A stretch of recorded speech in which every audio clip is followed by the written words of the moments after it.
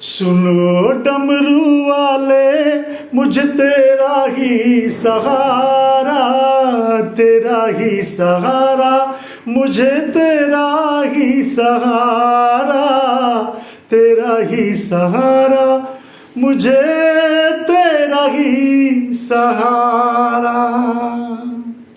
हर हर महादेव जी। हाँ भैया, हम आपके कृष्ण कुमार द्विवेदी राजू भैया हर हर महादेव करते हुए आपसे मिल रहे हैं। तो जाहिर सी बात है कि हमारे ऊपर भी और सारे शिव भक्तन के ऊपर भी जो है वो सावन का जो पवित्र माह की खुमारी चढ़ चुकी है। बाबा शिव भोलेनाथ की जो भक्ति है उनकी जो है बिल्कुल एकदम मस्ती चढ़ चुकी है। तो आज हम इस पवित्र मौके पर, चूंकि आज प्रथम सोमवार है सावन माह का, तो इस मौके पर हम उपस्थित हैं आपके समक्ष उत्तर प्रदेश के बाराबंकी जनपद मां जो विराजित हैं बाबा श्री लोधेश्वर जी महाराज महादेवा एवं कुंतेश्वर महादेव जी महाराज तथा पूरी दुनिया में बहुत ही अलौकिक वृक्ष जिका कल्प वृक्ष भी कहा जाता है, पारिजात के बारे में जानकारी लेकर के आपसे निवेदन है कि हमार ये चर्चा हम शुरू करें तो आपसे पहले हम निवेदन कर रहे हैं कि हमारे YouTube चैनल कृष्ण कुमार द्विवेदी राजू भैया आप सब्सक्राइब करो, हमारा वीडियो अच्छा लगे तो इसका शेयर भी करो और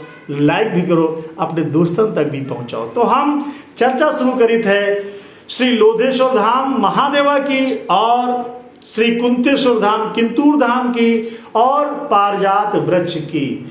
तो भैया आप लोगन के यो जानकारी हो चाहिए कि जो श्री लोधेश्वर महादेव है या कुंतेश्वर जो महादेव हैं या जो पारिजात वृक्ष है, इके जो पृष्ठभूमि है, इके जो पीछे इका जो स्थापना करना शिवलिंगन के एवं जो पारिजात वृक्ष का लावे के जो मतलब जो भूमिका है उनके बारे में माना जाता है यो सब पांडव लोग करीन है। अर्थात जब अज्ञातवास हुआ रहा है पांडवन का, तो उस समय माता कुंती महाराज युधिष्ठिर जी महाराज एवं अर्जुन जी एवं भीम जी नकुल सहदेव जी ये लोग जो रहे ये अपने अज्ञातवास के ज्यादातर समय बाराबंकी के जो नदियारा इलाका रहा, गंडक नदी का जो नदियारा इलाका रहा, हुआ ये लोग व्यतीत करीन है।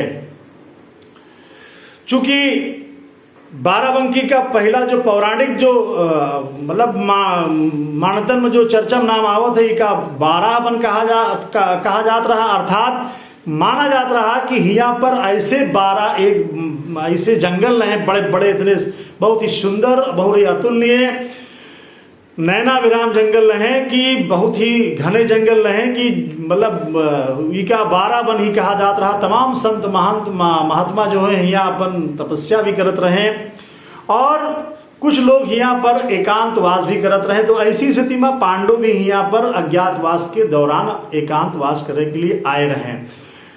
वेद व्यास जी महाराज जो रहे, भगवान वेद व्यास जी महाराज के निर्देश पर जो जब पांडव यहाँ पर शिवलिंग की स्थापना करा चाहिए, चूंकि उनका रुद्र महायज्ञ करना रहा महाभारत युद्ध जीतने के लिए, तो वेद व्यास जी ये युक्ति बताई न है, ये उपाय बताई न है कि आप रुद्र महायज्ञ करो, शिवलिंग की स्थापना करो तो आपका युद्ध में सफलता मिली। इसके बाद माता कुंती के निर्देश पर महाबली जो भीम रहे हुई शिलाखंड लावे गए रहे पर्वतन पर और माता कुंती जी कहीं तुम जाओ शिलाखंड लेकर के आओ जिससे शिवलिंग की स्थापना हो सके। शिवलिंग के लिए शिलाखंड लावे के लिए, शिवलिंग स्थापन के लिए शिलाखंड लावे के लिए महाबली भीम जब चले तो वे हुआ पर 2 शिलाखंड लेके चले, वो बहेंगी बना के उनका धर लीन और बहेंगी बनाए के बाद माँ, अर्थात बहेंगी मतलब वो थे कि दोनों के थी भैया मतलब सामान जो वजन रख लिया जाए और आराम से बढ़िया घच चले आवा जाए। और वे दोनों शिलाखंड लेकर के वे यहाँ पर पहुंच गए।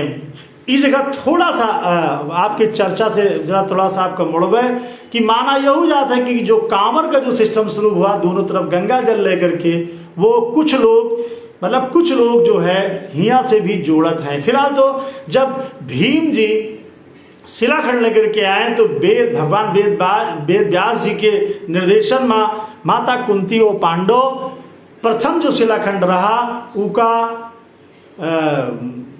किंतूर माँ जो है वो स्थापित करीन, और किंतूर माँ वो जो शिवलिंग है वो की महिमा आज भी बहुत ही मतलब बहुत ही प्रसिद्ध है। माना जाता है कि वो जो शिवलिंग है वो आज भी सवेरे सवेरे पूजा हुआ ही मिलत है। बहुत प्रयास हैं, बहुत जाने के लोग प्रयास करी ना, तमाम उपाय हैं, लेकिन को यो जब भैया जान न पावा मोर बाट पर गए कि को आवत है, को सवेरे शिवलिंग का पूज के चला जात है। फिलहाल संत महात्मा और शिव भक्त ये मानत है कि माता कुंती जी अब्बो ही होती हैं और किंतूरमा कुंतेश्वर महादेव के का जो है पूजन अर्चन करके फिर चली जाती हैं। वैसे यो शिवलिंग जो स्थापित हो रहा है तो इनके अन्य कोई नाम रहा हुए, लेकिन आज जो है यो माता कुंती के नाम पर ही कुंतेश्वर के रूप में जाना जाता है। और यो जो जहां पर स्थापित है वही गांव का नाम भी किंतूर के नाम से जाना जाता है, यही माता कुंती जी के नाम पर है। अब चूंकि चर्चा यो चल रही है तो फिर यहाँ पर पारिजात वृक्ष के बारे में भी हम चर्चा करब, लेकिन उनके पहले हम चर्चा आपसे कर रहे हैं श्री लोधेश्वर महादेव जी भगवान की। घाघरा नदी के किनारे जो है वो लोधेश्वर महादेव महादेवा मां विराजमान है। उनकी महिमा बड़ी अपरंपार है। उनके दर्शन करने के लिए भारत देश के कोने कोने से लोग पहुंचत हैं।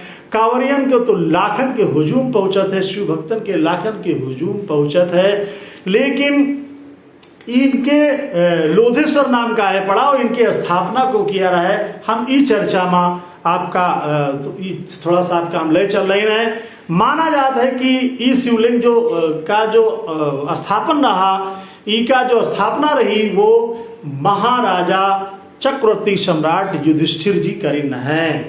युधिष्ठिर जी जो दूसरा जो शिलाखंड जो भीम जी लेकर के आए हैं वो शिलाखंड हिया पर दूसरे शिवलिंग के रूप में स्थापित करीन है। और हिये से इस शिवलिंग से उत्तर घाघरा नदी के किनारे कुल छातर में जाकर के रुद्र महायज्ञ भी करत रहेंगे करीन है। आज भी कुल छातर में जो है वो कई ऐसे निशान मिलत भी हैं यज्ञ के।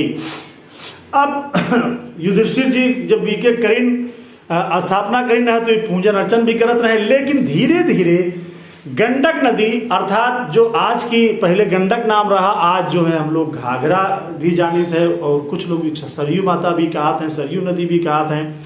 जब धीरे धीरे थोड़ा सा हुई अपन स्थान हुआ से अपने स्थान से चेंज करें तो वो जो शिवलिंग जो महाराजा युधिष्ठिर जी के द्वारा स्थापित रहा दूसरे शिलाखंड वाला, ऊपर बालू मिट्टी वगैरह सब चढ़ गई और शिवलिंग जो रहा वही मां दब गवा। लोधेश्वर महादेव जी वही माटी में दबे रहे। तो इनके लोधेश्वर कैसे नाम पड़ा, तो ईमा भैया यो जानकारी जनश्रुति है। कहा जाता है कि जो है एक लोधेश्वर अवस्थी जी नामक जो है ब्राह्मण रहे। पंडित जी जो है बहुत ही मतलब मस्त टाइप के ब्राह्मण रहे और भगवान भोलेनाथ में उनकी आस्था रही। एक बार वे अपने खेत में काम लगाए रहे और काम लगाए बाद में काम का लगा रहे हैं, सिंचाई कर रहे हैं अपने खेत के। एक जगह पर लगातार पानी घुसते चला जात रहा। लोधेराम अवस्थी जी, श्री लोधेराम अवस्थी जी बड़ा प्रयास करें कि पानी हुआ रुक जाते, लेकिन पानी भैया ना रुका तो ना रुका। जितना पानी भी भरे उतना पानी वही में घुसत हुआ चला जाए। अब परेशान हो गए लोधेश्वर पंडित जी महाराज, चुपचाप घर का चले आए। कहा जाता है कि वही रात वही रात का उनका सपना हुआ कि जहां पर पानी जात रहा वहां पर खुदाई करो, वहां पर हम विराजमान हम। और उनका जो स्वप्न आवा हुआ उनके स्वप्न में बाबा भोलेनाथ आए और वे बताएं कि हुआ हम विराजमान हम, हुआ मां खुदाई करो और आगे चल करके तुम्हारा जो नाम है वो हमारे आगे जोड़ा जाई और तुम्हारा नाम सदा सदा के लिए बिल्कुल प्रसिद्ध हो जाई, अमर हो जाई। तड़के कोई तरह से रात बीती नहीं कि बिल्कुल एकदम तड़के जो है वो श्री लोधेश्वर पंडित जी महाराज भी मौके पर पहुंच गए। हुआ जहां पानी घुसत रहा उनके खेते में सिंचाई के दौरान हुआ खुदाई शुरू करी। शिवलिंग मिला, जी हाँ भैया शिवलिंग मिला और फिर खोदते चले गए। फिर लेकिन शिवलिंग का जो अंत रहा वो लोधेश्वर पंडित जी महाराज उनका, श्री लोधेश्वर पंडित जी महाराज उनका खोज नहीं पाए, उनका खोज नहीं पाए, न खोद पाए न खोज पाए। आखिरकार वे भगवान भोलेनाथ के शिवलिंग का प्रणाम करें, पूजन अर्चन करे लगे। कहा जो जात है कि सिलौटा के जो बेनी सागर जी रहे वे, फिर वी जो जहाँ लोधेश्वर पंडित जी पूजा करत रहे, उनका जो है वे मंदिर के आकार देहीन। इसके बाद में रामनगर धमेड़ी राज्य के कई जो राजा रहे, को हुआ आवरण तालाब बनाइस भक्तन के लिए, को कपाट की व्यवस्था करिस, को कलश की व्यवस्था करिस। जौन भी शिव भक्तन का जैसा जो उनकी जो रहा, सब लोग जो है वो मंदिर का आपन सहयोग प्रदान करे लाग। मंदिर जो है वो लोधेश्वर महादेव के नाम से विख्यात हो गवा। अर्थात महादेव जी जो उन कहीं न है स्वप्न बा लोधेश्वर पंडित जी से, वो भी पूरा करें। और आज जो है यो मंदिर जो है वो लोधेश्वर महादेव के नाम से जाना जाता है। यहाँ पर भैया 4 बड़े मेला लागत हैं और साल भर में, और बहुत दूर दूर से लोग आवत हैं, पैदल कांवरिया बहुत आवत हैं, शिव भक्त बहुत आवत हैं। जिला प्रशासन की पूरी व्यवस्था करत है, उत्तर प्रदेश सरकार की नजर राहत है लोधेश्वर महादेव माँ उमड़े वाले शिव भक्तन की भीड़ पर भी, कि उनका कोई तकलीफ ना हो। अब लोधेश्वर महादेव की महिमा तो आप लगभग समझेंगे हो। अगर आपका यहाँ पहुंचना भी है तो आप यहाँ पर जो है वो लखनऊ से बाराबंकी लगभग 27-28 किलोमीटर, उसके बाद में यहाँ से 30 किलोमीटर रामनगर कस्बा नगर पंचायत, फिर यहाँ से लगभग 3-4 किलोमीटर की दूरी पर लोधेश्वर महादेव स्थापित हैं। और यहाँ से कुछ दूरी पर किंतूर मां कुंतेश्वर महादेव विराजित हैं। हुए से थोड़ी दूर पर जो अलौकिक वृक्ष है, पूरी दुनिया का एकमात्र वृक्ष है, पारिजात वृक्ष जी का कल्प वृक्ष भी कहते हैं, वहू ही पर स्थित है। आप कभी भी आप लोग दर्शन करने के लिए आ सकते हो। अब हम पारिजात के बारे में जानकारी आपको दे दें। पारिजात के बारे में कहा जाता है कि पारिजात के फूल से ही जो है माता जी कुंतेश्वर महादेव जी का पूजन अर्चन करती रही। ये पारिजात वृक्ष वास्तव में आवा कहाँ से, और मतलब आप मान के चलो कि इका लावा को रहा, तो माना हो जाता है कि इका जो है भगवान कृष्ण जी लाए रहे। एक बार जो है वो महिष नारद जी जो हैं यो ई पेड़ के फूल लेकर के आए, और माता रुक्मणी जी का जो है वे दे दी। रुक्मणी जी का फूल बड़ा अच्छा लगा तो वे अपने केस में लगा ली, अर्थात अपने बालन में लगा ली। अब जब माता सत्यभामा देखिन कि हिया तो बड़ा अच्छा फूल है, तो माता सत्यभामा जी कहें कि हमका जो है वो मतलब ये फूल चाहिए, और ये जो फूल जौने पेड़ में वो लगत है हमका वो पेड़ भी चाहिए। जब भगवान कृष्ण बाके बिहारी लाल जी यो पता लगाइन कि यो वास्तव में पेड़ है कहाँ, तो मालूम हुआ कि यो पेड़ जो है वो इंद्र देव के नंदन वन में स्थापित है, और यो समुद्र मंथन में मिला रहा है। भगवान कृष्ण जी इंद्र से कहें कि यो पेड़ हमका दे दो, इंद्र कहें कि हम ना देवे। उसके बाद में जो है देवताओं से और इंद्र से भगवान कृष्ण युद्ध करें, और युद्ध करे के बाद में यो पारिजात वृक्ष लेकर के वे चले आए। उसके बाद जब माता कुंती जी यहाँ पर शिवलिंग की स्थापना करी कुंतेश्वर महादेव के, तो उनसे जो है यो अर्जुन का मिला, पांडुवन का मिला, और फिर अर्जुन जो है अपन बाण मार करके छेद करें, वहीं पर यो पारिजात वृक्ष जो रहा, जो यो कल्प वृक्ष रहा, ये जो इंद्र के नंदन वन से आवा हुआ वृक्ष रहा, यो यहाँ पर लगावा गवा। ये पेड़ की भैया खासियत यो है कि इके फूल जो है गंगा दशहरा के समय मतलब फूलत है जो, और आज तक इके न दूसर कलम की जा सकी है, न इके कोई बिया निकलत है, और इके फूल जो रहा था वो रात में खिलत है सफेद सफेद, और जो है सवेरे होते होते वो सुनहला भी हो जाता है।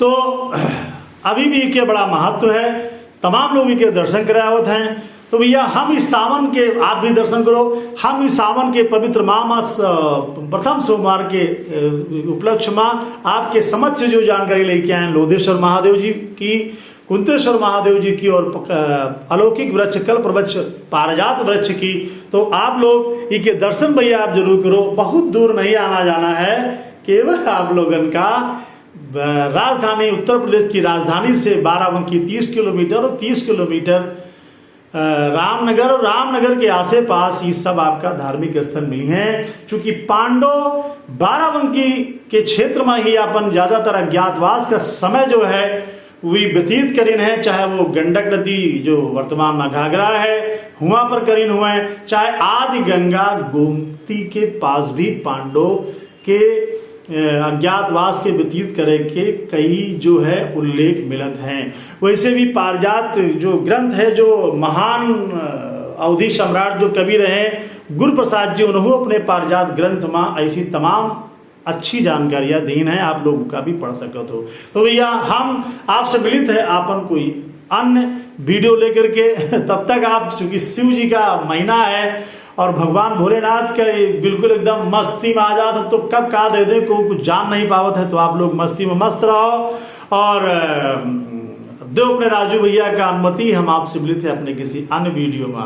अरे सुन ले डमरू वाले मुझे तेरा ही सहारा, तेरा ही सहारा, मुझे तेरा ही सहारा, तेरा ही सहारा, मुझे तेरा ही सहारा। हर हर महादेव, हर हर महादेव, हर हर महादेव, हर हर महादेव। आप लोगों का राजू भैया की नमस्ते स्वीकार हुए। जय हिंद, जय भारत।